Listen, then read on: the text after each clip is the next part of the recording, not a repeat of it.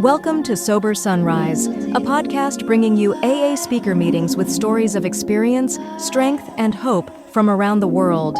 We bring you several new speakers weekly, so be sure to subscribe. We hope to always remain an ad-free podcast, so if you'd like to help us remain self-supporting, please visit our website at sober-sunrise.com.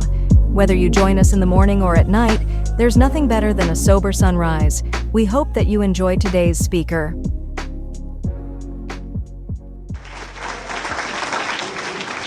Lord.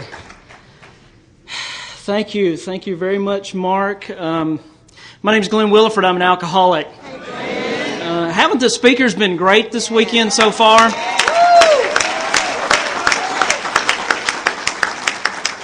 I love Jimmy on Thursday night, and then Francine finally made it here. Francine's here. We can start, y'all. She just found her seat, and then Jimmy's here. Larry, well, that's bad. Larry's here, and Larry and I both know some people from Louisville together, and I have had a fantastic time listening to them. Looking forward to hearing Michael tonight and Don tomorrow. And you guys have been absolutely awesome, and I'm here to lower that standard.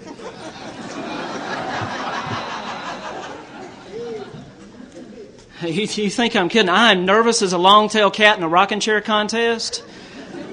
I really want you guys to like me. I don't know if it shows or not. But the voices did fail to make one announcement. They reminded me just a second ago, they failed to make one announcement. The host committee of this year's conference has asked if you see any questionable behavior from anyone here this weekend, please report it to a host committee member. Thank you. And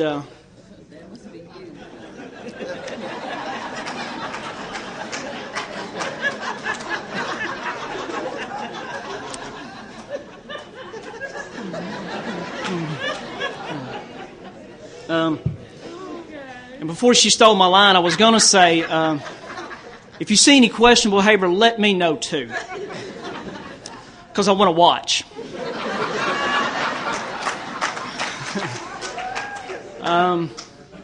Kitty Lou's here. Kitty Lou is sitting about halfway back in the half measures section, and I'll hear about that one for years to come. She is my patron saint of Memphis AA. Whenever I'd come to Memphis when I was first getting sober, they say we hear when we hear and we see when we see. And I heard one thing and I saw one thing. I heard Frog's voice and I saw Kitty Lou's eyes. I remember standing at the Cook Convention Center and this little 4'0", gray-headed old lady stared a hole straight through me all the way across that room, and that was her. And I want to tell you that I love you. And that young lady, I've had the honor of her speaking at probably 3 or 4 of my birthdays throughout the years, and I want to tell you that I love you. And I've called her many a day crying, whining and complaining about you sober alcoholic women.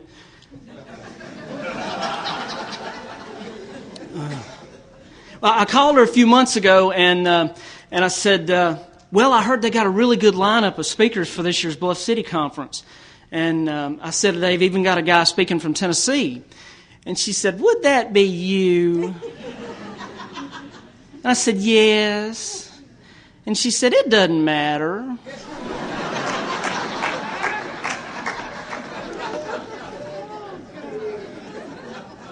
Pop my bubble just like that. And I said, what do you mean it doesn't matter? She said, Glenn, I want to ask you a question. How long have you been sober? I said, about 14 years. And she said, how many speakers have you heard? And I said, I don't know, maybe a couple of thousand. And she said, how many of those speakers do you remember? And I said, I don't know, maybe 15 or 20 of them.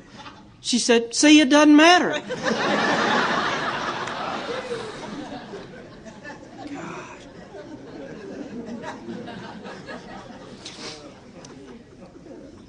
If I ever need a dose of humility, all I've got to do is come down to Memphis and go hit up Kitty Lou over her home group or call her on the phone. I'm guaranteed to get a good shot at that. But that's all right. I got a joke on her, and I've been given permission to tell this story. I asked her the other day in the hospitality room. She can't go back on me now.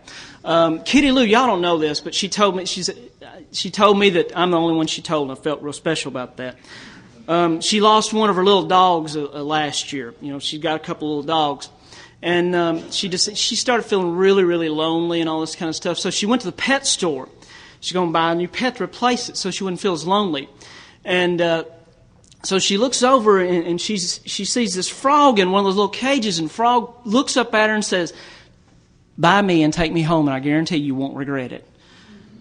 So she looks at him, and Frog says, "I promise you won't regret it." So anyway, she buys the frog, takes him, puts him in the car. On the way home, she looks over in the box, and the frog says, "Kiss me."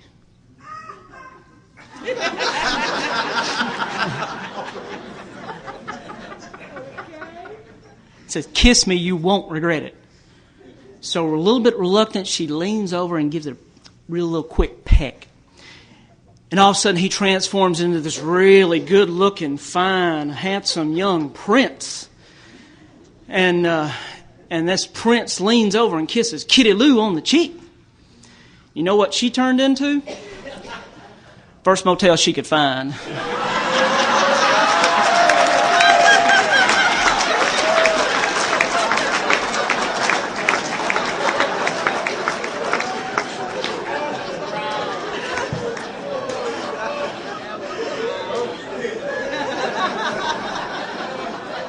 No kidding, y'all. Her hair just turned brown back there. Y'all look. And Mark was right. Mark and I have had the privilege of getting to know each other over the year. When I just had to get out of Jackson and stuff was going on too much up there, I'd say, "Listen, man, have you got a couch available?" He said, "You know I do." And I'd do the same thing. He said, "Listen, I got to get out of Memphis tonight." I said, "You know where I live. My house is your house." And we were able to do this deal over the last year or so, however long it's been. But me and Mark did a fifth step not too long ago, and I've got permission to tell this joke because I asked him. Mark was having problems. He'd met a nice girl.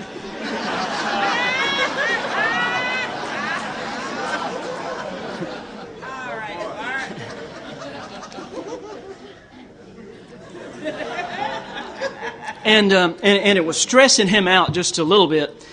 And he came up and he said, "Glynn, I found myself unable to perform."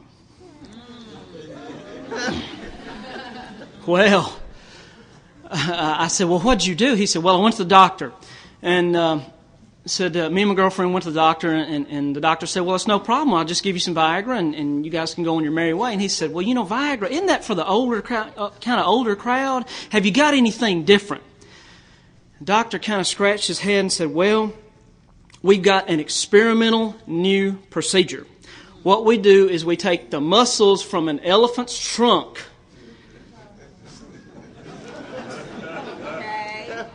Bear with me now. We take the muscles from an elephant's trunk and we kind of work with them, and we've had some success in this area.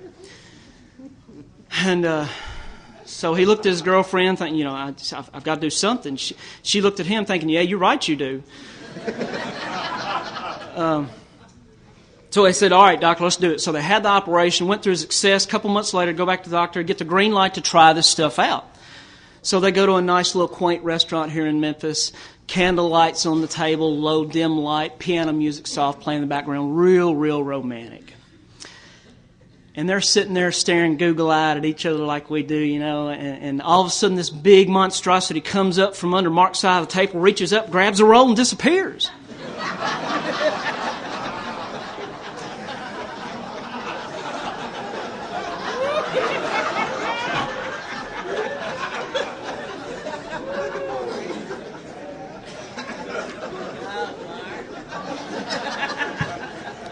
Well, his girlfriend likes this. She's impressed. And she said, "Honey, can you do that again?" And he said, "Baby, maybe I could, but I don't know if I could fit another roll up my ass."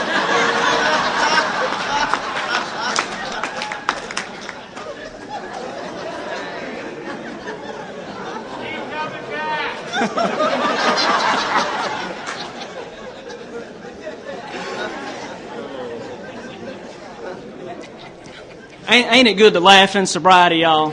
Ain't it good? That's right. That's right. It's good to laugh. I want to get out of myself for just a second, quit telling jokes for a little bit. I want to take a real quick survey of the audience. Real quick, how many, just the guys only, no girls this time. How many guys only have 1 year of sobriety or less? Hands up real high. If nobody's told you today that if nobody's told you today that they love you, somebody might. I mean, you know.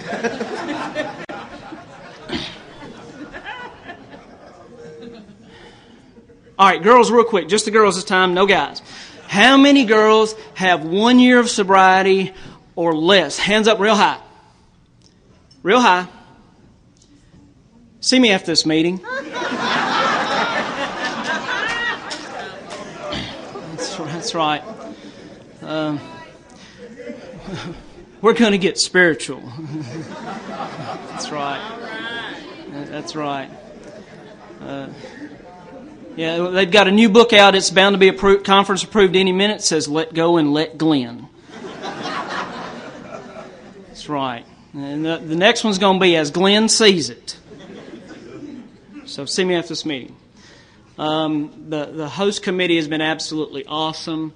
The speaker has been absolutely awesome, and I really appreciate what Francine said last night. It's truly an honor to be asked to be anywhere in Alcoholics Anonymous until right now. Right now.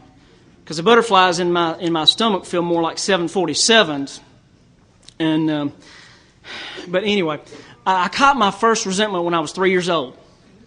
My mother and my father sat me down at our kitchen table, and they said, "We're going to have a baby." Now, I didn't know this, but this is what they told me later on. A typical 3-year-old response is nothing we would normally expect. I asked them, I said, "Well, if we don't like it, can we take it back and get our money back?" And I didn't know what was going to happen, but that's insane to cop a resentment at 3 years old. But that's just who I was. I mean, that is insane. Kind of reminds me of the story. The guy goes into a bar and orders a shot of whiskey. Bartender pours him a shot, and the guy hands it to the guy, and the guy pushes it to the side. Well, this just drives the bartender crazy. He tries to go on and do his job. And a little bit later, the guy calls the bartender over and says, "Listen, can I get another shot of whiskey?" So the bartender pours in the shot of whiskey, hands it to him, and he just knocks it back. Well, this just flies all over the bartender. He does not understand this at all, just really starts eating his lunch, so to speak. And he tries to go do his job. A few minutes later, he cannot stand it. So he goes back to the guy and says, "Listen, I want to ask you a question. You ordered 2 shots a while ago, but you pushed the first one aside. What's up with that?" He said, "Well, listen, I've been going to these AA meetings. They told me whatever I do, don't take that first drink."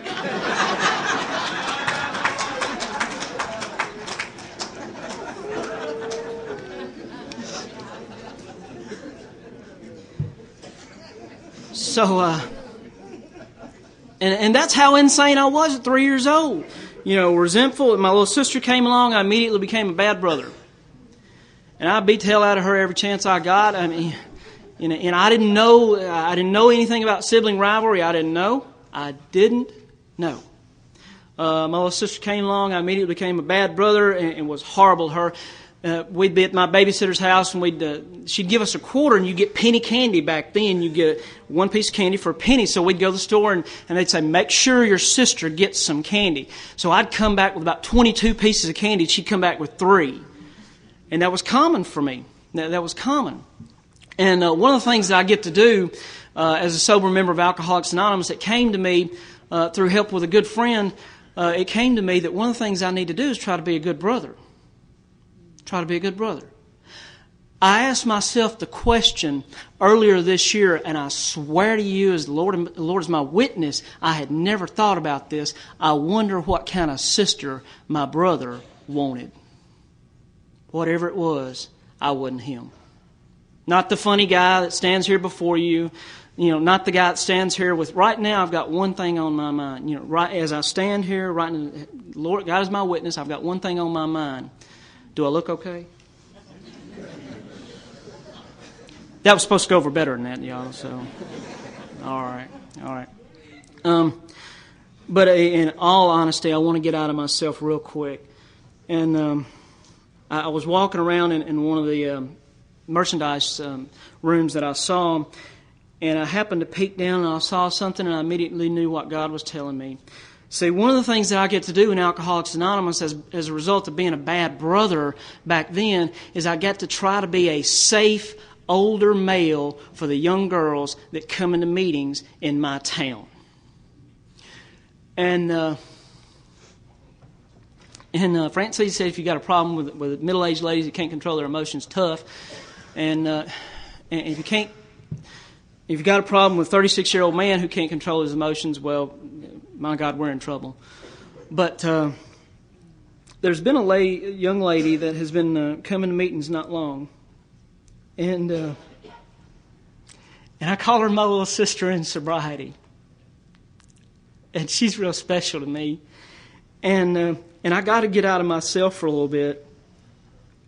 And she's 15 years old.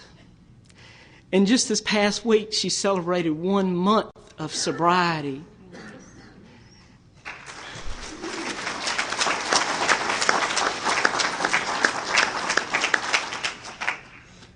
And I took her home from a meeting that night, and she got out of the car, and I looked over at her and I said, I sure am proud of you. And it was like somebody had handed her $1 million. And when I saw this right here, I knew what it was, and I knew what my God was doing in my life. And it would be my honor if this young lady would come up and pick up a 1-month medallion at 15 years old. She has shown me more courage in the last month than it takes for me to stand up here 10 times. Carla, come get this medallion.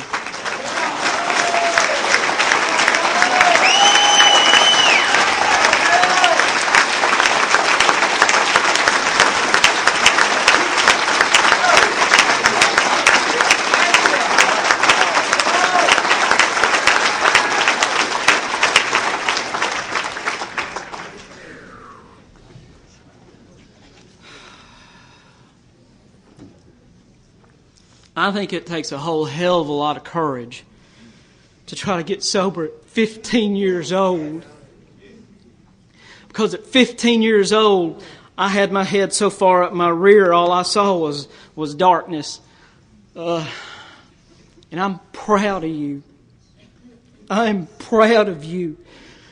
I remember my first AA birthday, my mother stood up at the podium like this in front of a packed house in my home group, and my mother said, I'm proud of you. And nobody had told me they were proud of me for about 5 years before I got to Alcoholics Anonymous. And I am so proud of you, and I love you.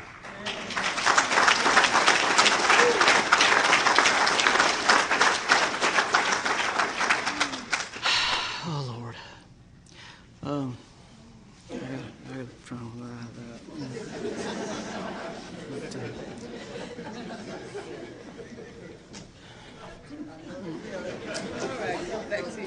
Am I doing okay? All right. I come from a racing family.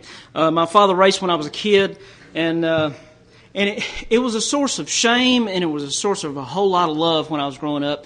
It was a source of love because, man, it was awesome to be at that racetrack and be around all those race cars and all that power and stuff.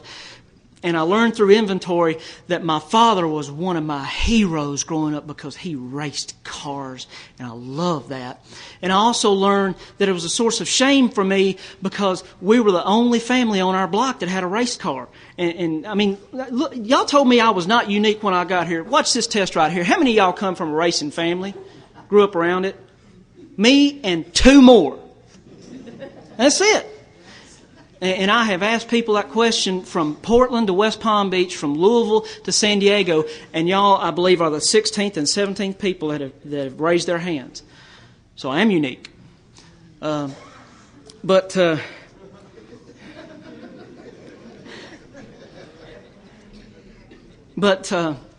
it was a source of shame for me because nobody else on our block raced cars. I mean, we were the family that, I'm sorry if anybody else on your family raced cars and stuff like that. We were the family working on our race cars 7 o'clock in the morning on Sunday morning while all the rest of y'all were still asleep. And we were the family on our block when, the cops were getting called down for disturbing the peace and all that kind of stuff. And my father would have to be nice and polite and all those kind of things, which was hard for him. And so it was a bit of a source of shame for me. And I loved it and I didn't love it.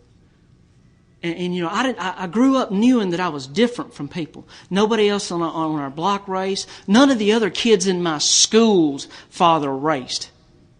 So I felt apart from, I felt set aside. Y'all remember I'd copped this resentment at 3 years old. I felt abandoned by my mother and father. They took all that attention that they were given to a selfish and self-centered 3-year-old, and they heaped it on my little sister, and they stole my thunder.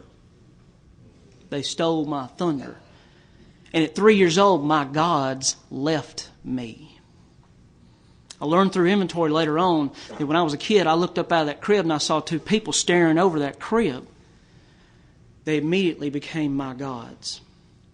And it's been a long time in sobriety. A long time in sobriety and a lot of tears for those 2 people to become human.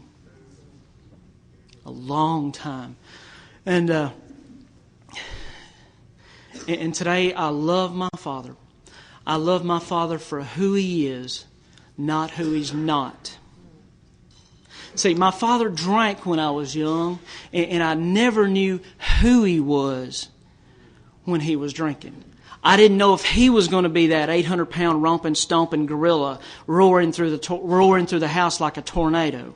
Or I didn't know if he was going to be that loving, doting father that would come in and give you a hug and kiss you and put you to bed and read you a good night story. I didn't know who he was going to be. I don't know if he's an alcoholic to this day. But I hope he hears this tape one of these days.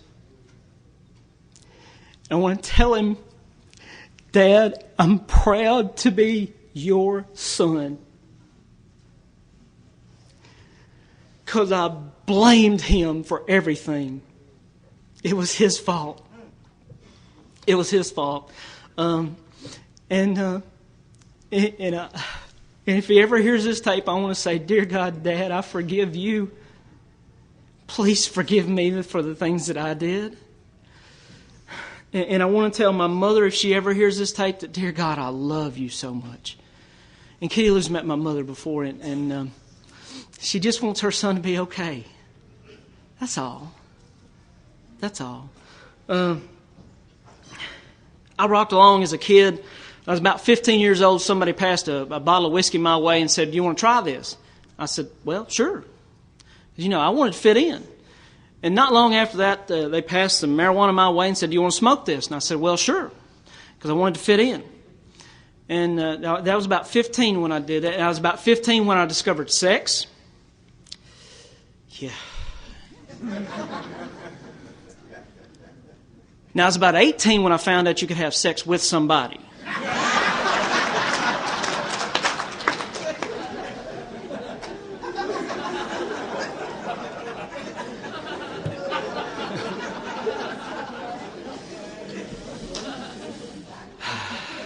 Yeah. You know, we came in here a little bit earlier, and the Al-Anons had just left their whole mess all over the place. I guess they were trying to get even. You know how you can tell when an alcoholic and an Al-Anon are out on their second date, can't you? There's a U-Haul in the driveway.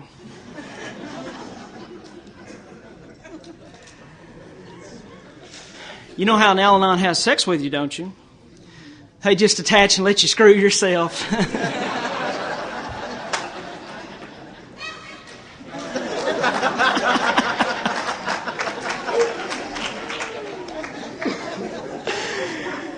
It took her a little bit longer than it did the rest of us, but that's all right. You know how you can tell when you're at an Al-Anon meeting, don't you? You spill your coffee, now I'll get up to clean it up. But I remember what alcohol and drugs did for me in the beginning. I remember sitting in my mother and my father's house, sitting in my room. My little sister's in her room yelling and screaming and crying because I don't know what I've done, but I've probably been beating hell out of her again. My mother and my father are in their room. They're yelling and screaming at each other, trying to blame one another. and that's normal in our household. Chaos is familiar to me. I come from chaos. Hell, I was born at Dysfunction Junction. I mean, that's the truth about me. But I remember sitting there at 15 years old listening to Led Zeppelin. A couple of people identifying with that. And that's when the dam broke for me. 15 years old, sitting there in that easy chair. It's one of them old drunk chairs. You sit in it, you sit down in it, and you're sitting like this. And by the end of the night, you're sitting about like this in it. And you just kind of become part of the upholstery in the chair. And for the first time in my life, everything was okay just the way it was. It was okay that my little sister's yelling and screaming and crying. It was okay that my mother and father are yelling and screaming and crying and blaming each other. It's okay that the alley dog's barking. It's okay that the alley cat's meowing. Whatever's going on, it's just okay inside my skin. And where I came from, feeling abandoned, feeling less than, feeling like I didn't fit in, like Bill talks about on page 1 of his story. I felt like I was a part of life at last. I identified with that when I read it because I felt like I was apart from life growing up all my life. That was true for me. But whiskey and dope took that away from me. And I felt a part of. I became rich. I became good looking. I became smart. I became bulletproof. And at times I became invisible. You know. And that was the truth for me. And that's what it did for me. It wasn't long after that it started doing stuff to me. It started asking me to give it things. It started asking it for my relationship with my family. And I said, you can have it. It started asking me for any kind of money that I'd made, for any kind of job that I had, and I said, take it. And it damn near asked me for my life. And God worked through me and said, wait a minute. Hang on. I don't know about you guys, but drinking makes you think about stuff. Made me think about getting a job one time. So I had this little job, and here's what a typical Friday for me was, working this little job. I get paid on Friday afternoon, all right? I got 2 bills that I got to pay immediately as soon as I get off work. I got to pay the dope man. I got to pay my bar tab. 2 bills, right? 2 bills. I got to pay those 2 bills. And so I'll go pay those 2 bills, and whatever I'm left with, that's what I've got to make it through that Friday night with. And a typical Friday night for me go buy a $25 bag of marijuana, bag it up, which was a lot of dope in the early 1980s. Go buy a case of beer, and be scraping it off the floorboard of the car to get nickels and dimes to put $2 worth of gas in the car. And see, I was insane because I expected to ride around all night long on $2 worth of gas in the car. Yeah. And that's just the truth of it. I'm not a social drinker. My mother is a social drinker, and I can't stand it. I have seen her start a drink and nurse the same one for hours. That's alcohol abuse to me. I've seen her start one, finish that one, maybe start another one, and leave some in the bottle.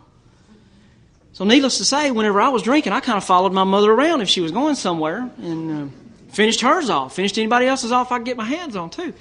But I asked my mother, I said, what happens to you when you drink one time? I asked her one time, what happens to you when you drink?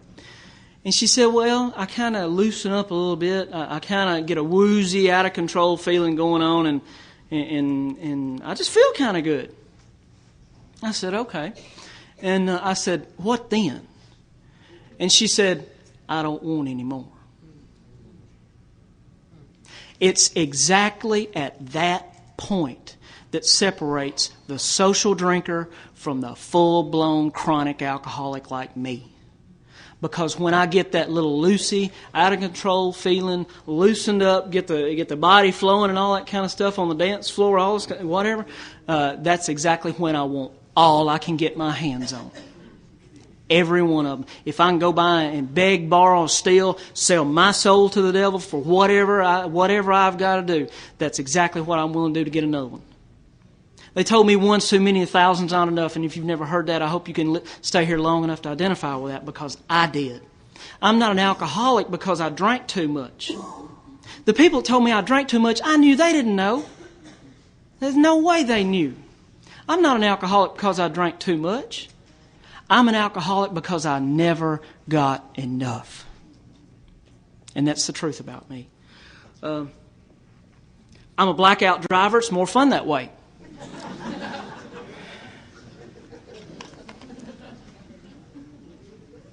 People ask you what you did the night before. I don't know. And you love finding out later that you had fun. I mean, that's all right. But I remember one night, I hate coming to in a car wreck. Came to in a car wreck one time. I'd wrecked the only car I had. It was dark, late one night, and I remember that feeling, if I can just make it home. Y'all remember that feeling, if I can just make it home?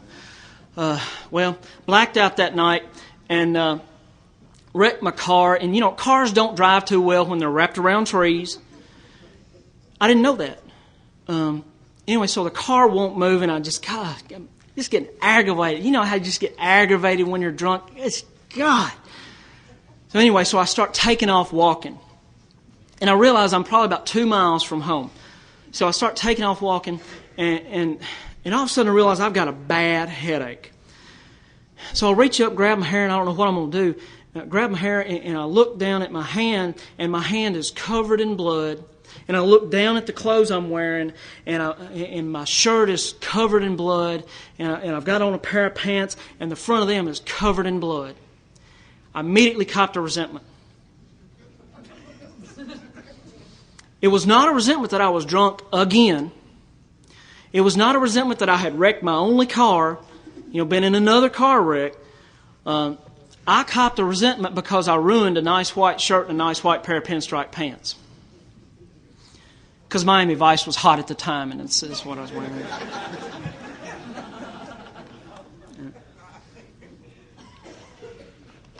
Don't you hate car wrecks when you're drunk? I mean, the last time I was at the emergency room after one of those drunk car wrecks, I had tubes sticking in each arm, and one up, one going up the backside, and all this kind of stuff. I didn't know if I was in the emergency room or if I was at Jiffy Lube. And that's the truth. And I drank, smoked dope, snorted cocaine, every chance I could. Every chance I could. See, my mother, when she goes out and has one, maybe two, she doesn't sit and think about the next time she's going to have maybe one, possibly two. When I go have one, I think about it all day long. That's all I think about. I don't think about anything else. Our book says we have a physical craving coupled with a mental obsession. Obsessions is one of the descriptions for me is an obsession is something that will push out every other thought in your mind. And that's true for me. Because when I drink, that's all I think about. I don't think about nothing else. And my body says, you better go get another one. And that's the truth about me. And the truth about me is I had my last one chasing my first one. That's the truth about me. I heard people talk about being an alcoholic. I knew I wasn't an alcoholic. No way I was an alcoholic. My conception of an alcoholic was a 3-coat wearing, Piggly Wiggly cart pushing bum that lived under the bridge. I wasn't that. I was sleeping in my car on top of the bridge. Wasn't alcoholic. Couldn't be. And what happened for me is I got a DUI in September of 1987. And that may not impress some of the old timers. Well, the truth about me is I'm guilty of 1,000 DUIs and I've been caught one time. This is a disease of perception. That's the truth about me. I have no idea how many times my God placed His hand over my car and saw fit that I made it home when the only thing I was thinking, if I can just make it home one more night. Well, I got a DUI in September 1987, and I rear into the back of this guy's little small pickup truck, and I did about $140 worth of damage to that pickup truck, and I paid that guy back. Have no idea how I paid that guy back drunk, but I paid him back. But anyway, I remember when that cop put those handcuffs on my hand, I had a spiritual experience.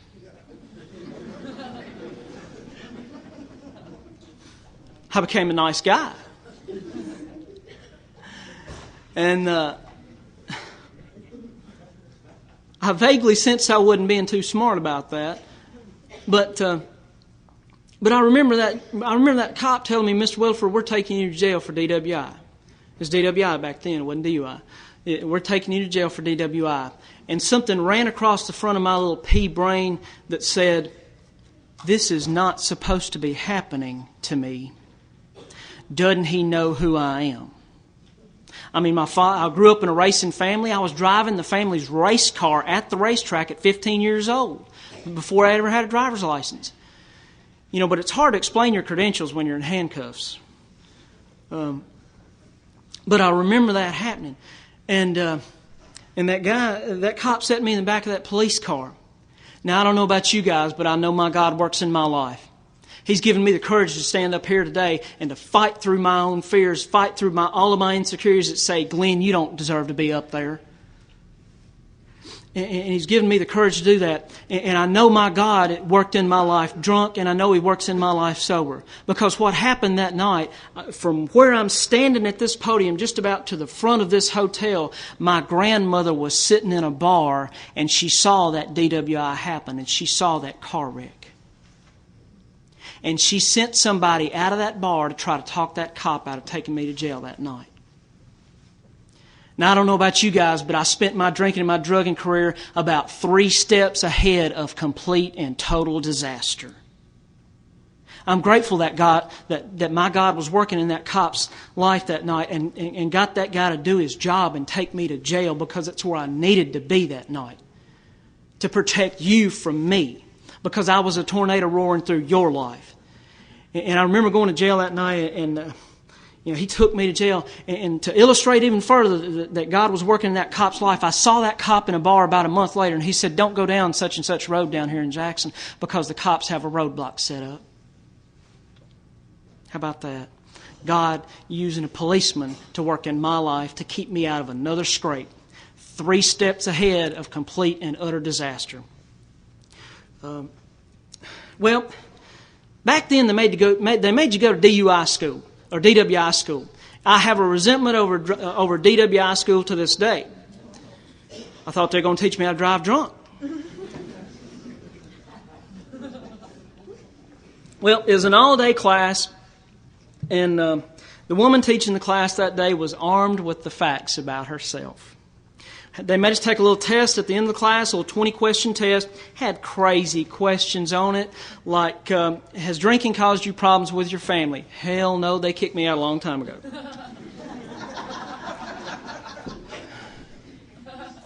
Has drinking caused you problems on the job? No, I can't keep a job. That don't bother me. Mm-mm. I remember taking that test, and about halfway through that test, I'm realizing I'm answering yes to almost every question on this test. And after the class was over that day, the instructor for the day, she gave everybody their little certificate, like DUI school certificate, something to be proud of. And she asked a few of us to kind of hang around after class was over. And I was one of them. And I thought I must have been one of the star students, so, you know. So she kind of called us one by one into her office. And I remember when she called me in there, she said, "Glynn, from what you've shown me on this test, you might be an alcoholic." She was armed with the facts about herself. And the old-timers like Kitty Lou and Frog and the people like that and the people up in my hometown, they told me if you can spot it, you've got it. She had it so she could spot it. She was armed with the facts about herself. And she talked me into, she said, "Listen, there's a 6 o'clock and there's an 8 o'clock meeting tonight over here at this group. Won't you go?" And I said, "I'll go to the 8 o'clock meeting." She said, "Why don't you go to the 6? Old-timers like Charlie told me that their best thinking got them to Alcoholics Anonymous. I remember that day real well because my best thinking almost didn't get me to Alcoholics Anonymous. Because on that day, I thought I had a choice. Well, I don't know why, but I did what the woman told me to do. I went to this 6 o'clock meeting. I remember two things about that meeting. There was a little granddaddy long-legged spider crawling around in that meeting. I wasn't seeing stuff. I promise it was not hallucinating. My first sponsor said that spider needed a meeting that day. Leave him alone. So if you're sitting in a meeting and you see some ants or you see a spider or see a bird fly through, they need a meeting, leave them alone.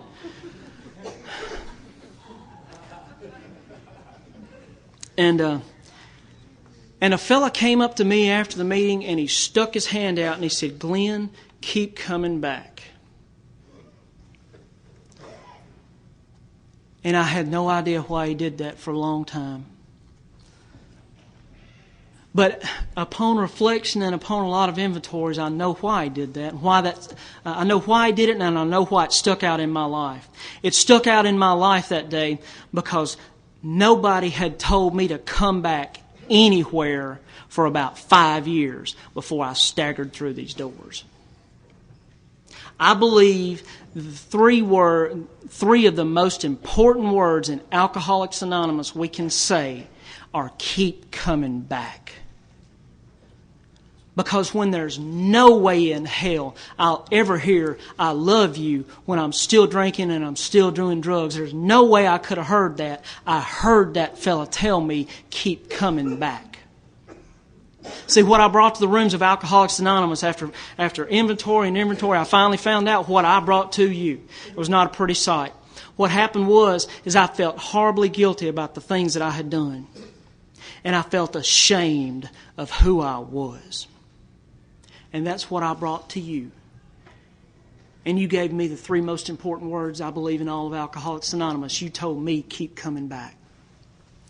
And I'm so grateful for you. And that guy's still sober today because of me. You know, that's probably the meeting that he decided to stick around right there. I bounced in and around AA meetings for, 6-8 months. And 1, 2, 3 drink, 1, 2, 3 drink, 1, 2, 3 drink. And I was not getting the program. So I had a sponsor at the time. He didn't fire me because I drank. He still let me make those midnight suicide calls and all that kind of stuff. And finally he said, "Glynn, maybe you ought to go to treatment. Maybe you ought to go to treatment." And so I decided, okay, I'm going to go in here and I'm going to check myself in and have a little treatment and, be a new man after I'm done. Well, I have a love-hate relationship with treatment today. One thing I hate about treatment, they're not real fashion conscious in treatment. Don't they realize how hard it is to pick up girls with one of those green paper gowns on? And if you're like me, if you're one of those speed freaks, you just kind of vibrate all over the floor and stuff, and they have to chase you down with those little booties on and all that kind of stuff. But one of the things I hate about treatment, I hated awards day. I don't know if they have awards day in y'all's treatment, so they had awards day where they gave you those little things that they put on your name tag and all this kind of stuff. They had awards day. First awards day I was there, they gave me the sock award. Pissed me off. They made me stuff a sock, tied around my boot, tied around my belt loop, and wear it around for a week. Told me I couldn't keep all my shit in one sock, so that's what it was. They gave me the Jailhouse Lawyers Award. Y'all know what that is, don't you? That's the guy sitting in the cell next to you telling you how to get out. They gave it to me. And boy, it sure humbled me real quick. So I decided to, I'm a quick study now. I decided to pull out some of that old AA lingo. Because it's real impressive when you're sitting in a small group and the treatment coordinator or a counselor or whatever asks you, Glynn, what are you going to do? And I pulled that thing back out from wherever I found it, and I said, I'm just going to let go and let God.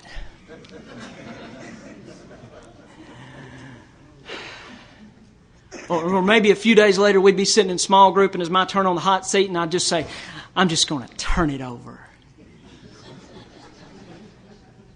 Well, based on whipping out that AA lingo, I worked my way up the treatment center ladder.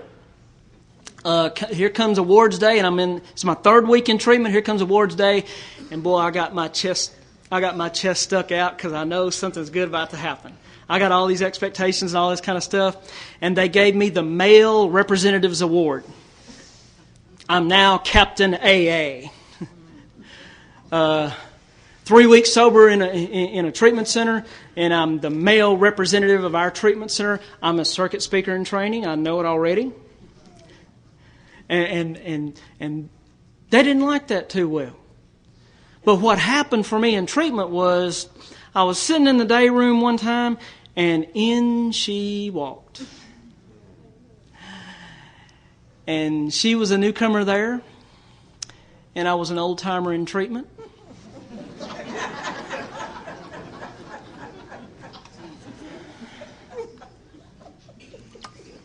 And they had told me that I had to pass it on.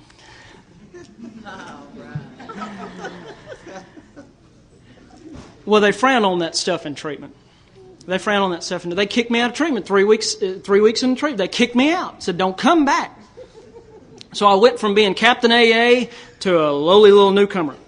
And all you old timers, y'all, God bless y'all, y'all told me that I was the most important person in the meeting, but I didn't feel like it.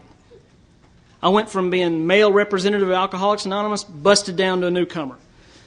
Oh, God. But, and you guys told me, Glynn, if you're going to stay sober, son, you've got to do something different. You've got to do something different. Kind of reminds me of the story of the traveling salesman. Drinking all the time, going out working, drinking all the time, going back to the hotel. And finally, it just wears into his job and he can't do it, and he goes to treatment. And so he gets out of treatment, goes to a few meetings, and finally gets cleared to go back to work. And one of the things that the old timers have been telling him, you got to do something different if you're going to stay sober. So he goes out on call that day, has a real good day on the job, goes back to the hotel, and there are 2 pretty girls sitting on the bed and a bottle of whiskey sitting on the table. He said, uh-oh, I'm in trouble. So he goes in the bathroom and he gets on his knees and he prays and he stands up and he says, I got to do something different. I got to do something different. I got to do something different. So he comes out of the bathroom and he says, girls, the old timers in AA have told me I've got to do something different. So I can't drink that whiskey, and one of you is going to have to leave.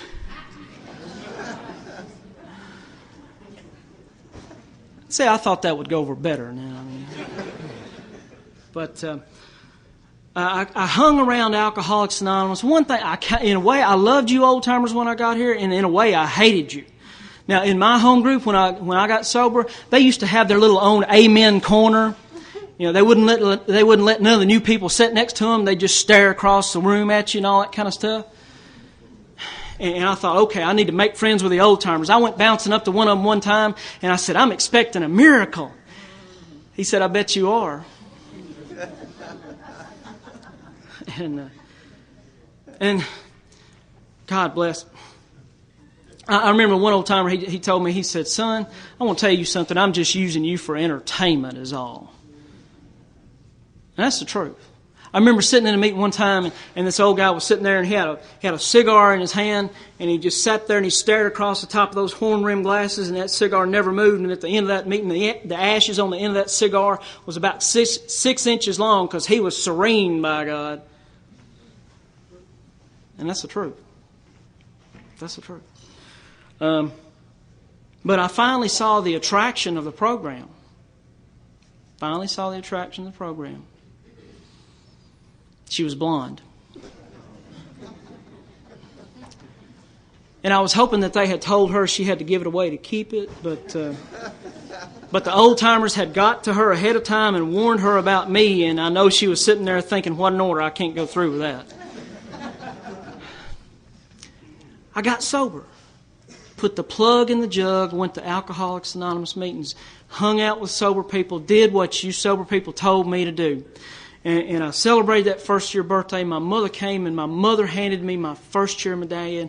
And God, I fell in love all over again with Alcoholics Anonymous because you people let me be a part of, and I never was a part of anything. I came to Alcoholics Anonymous. I brought a selfish and self-centered guy to you. I'm selfish and self-centered. I ain't much, but I'm all I think about. He got that. I go to a funeral and I want to be the corpse.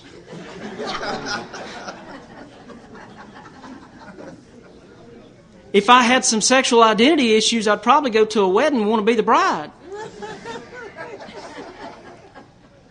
But I loved Alcoholics Anonymous when I got here. It was the only place in the world where they had all the sick women grouped. And I don't know about you guys, but I have an uncanny ability. If you line 10 women up against this wall, I'll pick the sickest one every time. I don't know where I learned how to do that.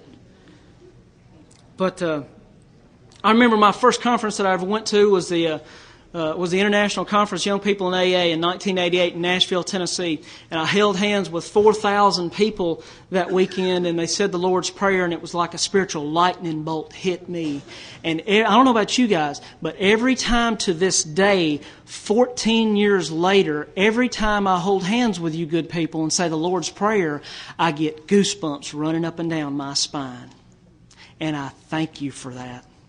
I thank you for that gift you gave me, because I think that was awesome. I remember I was probably about a year and a half sober, and I was playing Frisbee with some friends of mine in the parking lot, and up she drove. And we were a perfect couple. The rocks in my head fit the holes in hers.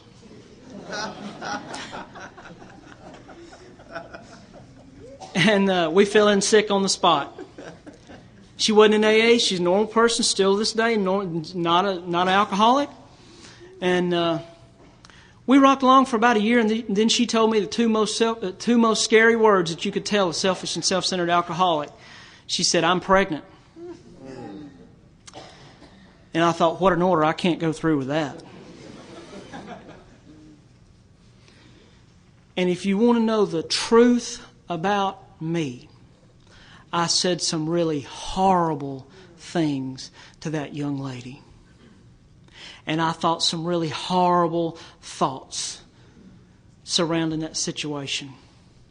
And the truth about me is, and I hope I don't lower y'all's standards too much, the truth about me is I've done and said things sober that I said I would never do drunk. Whiskey never was my problem. I'm an insane, lunatic, stoked up, turned out alcoholic when you take the whiskey away from me. And if I'm not living these steps, I'm not living these traditions, I'm not living these concepts, that's what you're going to get. That's the truth about me. Well, having a young girl pregnant is not one of those things you want to run tell your sponsor real quick, because you know what he's going to say. You got to take your time on that one. So the state delegate came to town one night and gave a talk. And don't go to your state delegate and ask him the truth about a situation. He told me the truth. We sat in his car that night, and he said, "Glynn, I want to ask you a question. Just what kind of damn message are you carrying?" God worked through that man's life that night. And I started to go around her, and she was probably, I don't know, she was several months sober at the time. And I started to go around her again, and I started to try to be a companion to her. And I started to try to be a father. And I ain't good today. I'm just telling you, I'm not great at it. I'm scared to death. They don't come with instructions with kids. They don't. And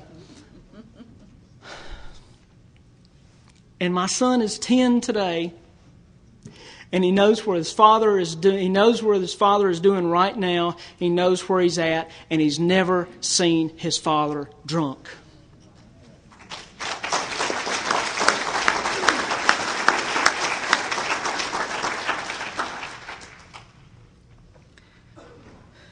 That doesn't mean that he hadn't seen his father be that 800-pound, romping, stomping, untreated alcoholic gorilla in his life, because he has.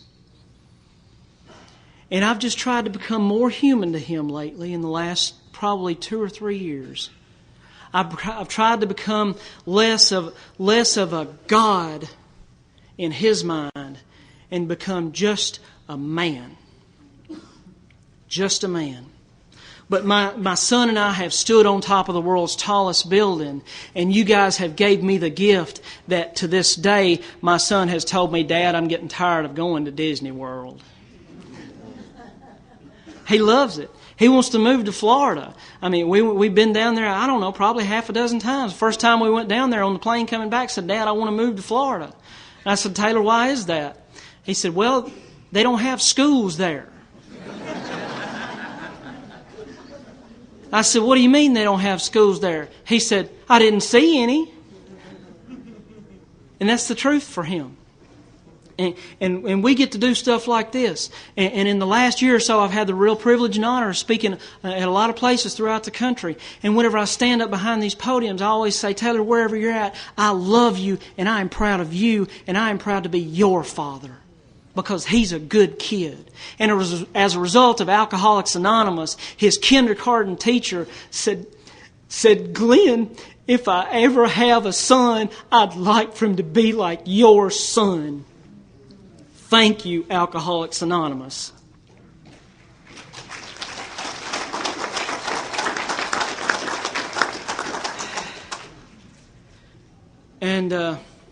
And we had that son, and God, I don't remember her name.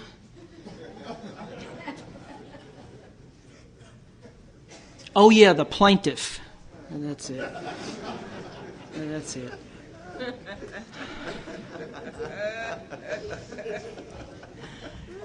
And I thank you, Alcoholics Anonymous, because now in the, I don't know, maybe 9 or so years of paying child support, I've been late one time. And I called her and told her I've been in 2 car wrecks, and I've been out of work for a month, and I'm going to be late. And she said, "Okay." And that's just the truth about it. And what it's like today for me, you know, there are a lot of guys here sitting in this room that live in Memphis now that I watched get sober. And boy, I sure was an ass to them. And you know, when you're selfish and self-centered and you're scared to death, that's the kind of stuff you do in Alcoholics Anonymous. And we're not living these steps and these traditions and these concepts. That's the kind of stuff you do in Alcoholics Anonymous. As part of my amends today, I hope I can walk up to those guys and shake their hands and say, "It's good to see them." And that sobriety looks good on you now. You know, that's what that is. That's how I get to resolve some of that past, by being a kind and safe individual for those young girls coming to an Alcoholics Anonymous meeting.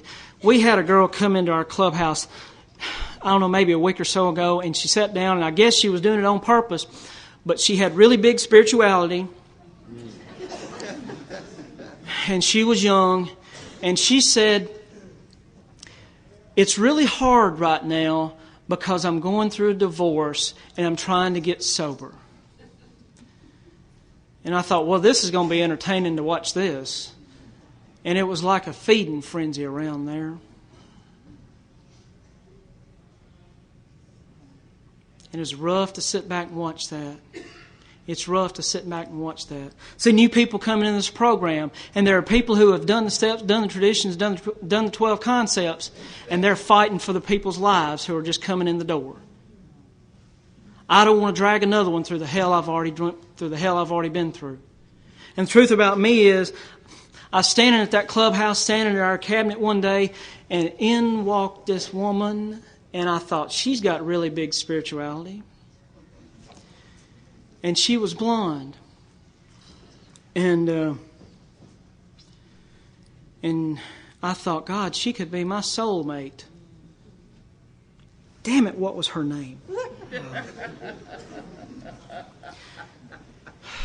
Well, we fell in sick on the spot.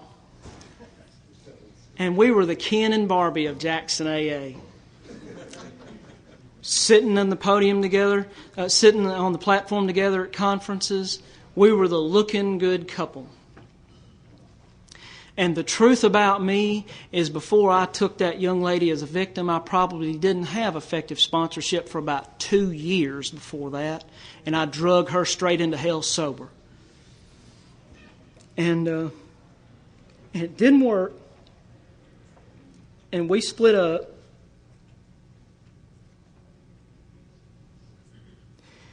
And it hurt like hell. And it hurt my pride, and it hurt my ego. Because for the first time in about 7 years in sobriety, she made me feel loved by a woman. And I had not had that since my son's mother. And I was bopping around here just, doing whatever I was doing. Whatever you call that. God, I don't know. But, and it didn't work. And it was by far the hardest thing I had ever done, staying sober. And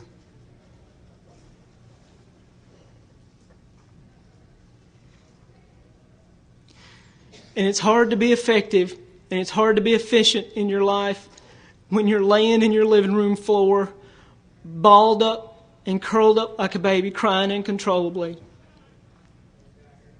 I could not go to the program. My pride wouldn't let me. I could not go to the steps and the traditions and the concepts.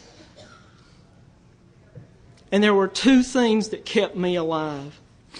The International Conference of Young People in Alcoholics Anonymous and my son. Because I could not stay sober for myself at that time. And I made those 325-mile drives to Louisville to go to those host committee meetings because Icky Paul was going on there, and they let me, somebody they'd never met, be a part of their host committee. And I was named outreach chairman for that. We elected about 20 people that day, and they elected a guy they had never met by unanimous proclamation. And they let me be a part of their committee. And after 9,000 miles on the road and 19,000 miles in the air outreaching that conference, you guys asked me to serve on your advisory council for that conference, and I am honored. I'm honored. I remember talking to a guy one day about that relationship. And he said, yeah, I had something like that happen to me. And when she left, my God left. And when she left, I broke into her house and I tried to hang myself sober. And I knew that was the guy that it was time for me to do a fifth step with. It was time to go back to the steps. Because the fellowship and service work did me so much, I had to go back to the steps. And I went down, and me and Mark Perry did an inventory that day. 3-hour fifth step on a 1-page inventory. And he said, Glynn, you're so selfish and self-centered that you expect people to build space shuttles of security around you. And all they may have to work with is Lincoln Logs. Well, he kind of helped me to understand that a little bit. And I don't know if that's the case. But I'm real grateful for that service work that I mentioned. I started in the last year, just about in the last year or so, I've been in touch with people in 6 different countries about Alcoholics Anonymous. And at the end of my drinking, I was lucky to get off the couch. Thank you, Alcoholics Anonymous. And I started email correspondence, and then we started chat sessions with a young lady in New Zealand, and I promise I wasn't trying to pick her up. And thank you. If y'all didn't hear it, just a young lady down here clapped because I said I wasn't trying to pick her up. But she said, we don't have a young people's conference in New Zealand. And so I sent her a bunch of literature and a bunch of documentation on Ikipa. And by the grace of God and by help of the people in New Zealand, come next spring, those young people, they're going to have a young people's conference. And I thank you, Alcoholics Anonymous.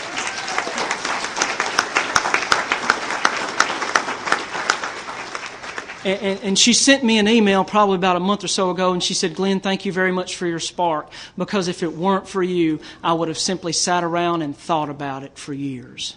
So if you have those sober dreams, chase them, whatever they are. Because I'm having to fight through that stuff that says, I don't belong to be here. I'm having to fight through that stuff right now. And as a result of doing all that outreach work, I got to travel all over the country. And as I stood at the foot of the Atlantic Ocean, my God speaks to me whenever I'm out there at the ocean. And He said, Glynn, all this water that I have before you represents how much love I have to give you. Can't you give 1 grain of sand's worth of love to yourself? And I stood at the feet of the Pacific Ocean in Los Angeles. And my God, true story, my God said, Glynn, all this water that I have to give you here represents how much forgiveness I have to give to you. Can't you give 1 grain of sand worth of forgiveness to yourself and to them about that stuff? And as I stood in San Diego, my God spoke to me. And I had this little token, that little chip that we have. It's symbolic of a resentment. And I picked that resentment up because it was just eating my lunch day in and day out, month after month. And my God, I held that resentment chip up and I looked at with the ocean in the background.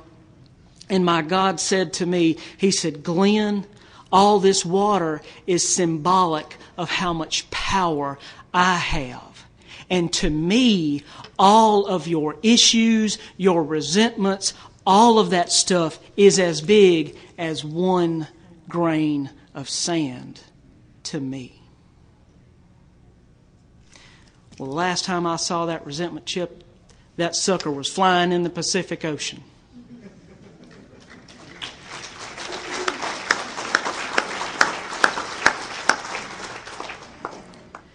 And I hope and pray, dear God, that girl that I drug into the mouth of hell sober will find it in her heart one of these days to forgive me, because I am a sick alcoholic sometimes. And I know I love her. Kidaloo, I know I love her. Maurice, I know I love her. And I hope so. You know what? I need to wrap this stuff up because you guys have been real patient, but y'all are starting to get that glossy-eyed look. But you guys have been real awesome, and if you hadn't seen my slippers, come on up and see my slippers, because they remind me that I've still got an animal inside of me.